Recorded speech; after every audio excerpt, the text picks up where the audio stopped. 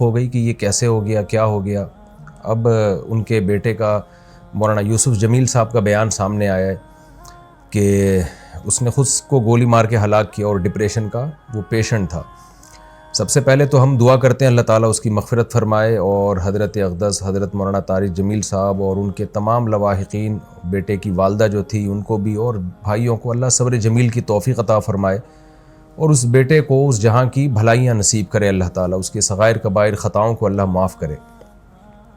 میں جو یہ بیان ریکارڈ کروا رہا ہوں اس کا ایک بڑا مقصد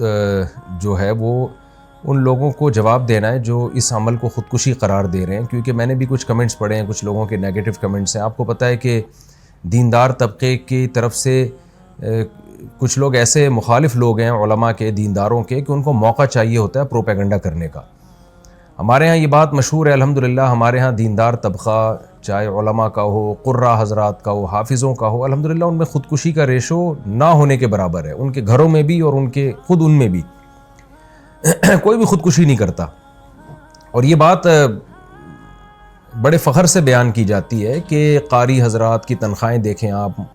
ائمہ کرام کی تنخواہیں دیکھیں، ان کے مسائل دیکھیں، اس کے باوجود وہ خودکشی کی طرف نہیں جاتے، اس لیے کہ اللہ نے ان کو صبر دیا ہے۔ اور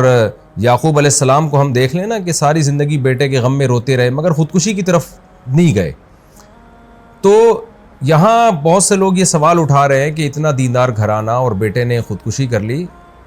اس کا جواب مولانا یوسف جمیل صاحب کی طرف سے الحمدللہ آ چکا ہے کہ وہ بھائی ڈپریشن کا پیشنٹ تھا، وہ اس کو الیکٹرک کے جھٹکے دیے جاتے تھے، میڈیسن کھاتا تھا وہ،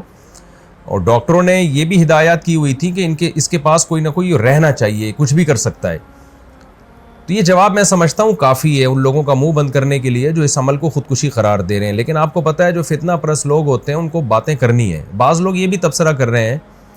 کہ ہر خودکشی ڈپریشن میں ہی ہوتی ہے، ٹینشن میں ہی ہوتی ہے، خوشی میں تو کوئی بھی خودکشی نہیں کرتا۔ تو دیکھیں یہ ٹاپک ڈاکٹروں کا ہے، ڈاکٹر بتاتے ہیں، اور ہم نے مشاہدہ بھی کیا ہے کہ ڈپریشن دو طرح کی ہوتی ہے۔ ایک ڈپریشن تو عام لوگ جو دنیا کی محبت میں ڈپریشن میں گئے ہوئے ہیں، ایک ڈپریشن وہ ہوتی ہے جو کسی دماغی بیماری کی وجہ سے ہوتی ہے۔ اس میں دیندار لوگ بھی مبتلا ہو سکتے ہیں، اور اس کا کوئی علاج، اس کا علاج یہ نہیں ہے کہ اس کو صبر کی تلقین کی جائے، اس کا علاج میڈیسن ہوتی ہے، دماغ میں کچھ کیمیکل آگے پیچھے ہو جاتے ہیں۔ ایسے بہت سارے پیشنٹ ہم نے اپنی زندگی میں دیکھے ہیں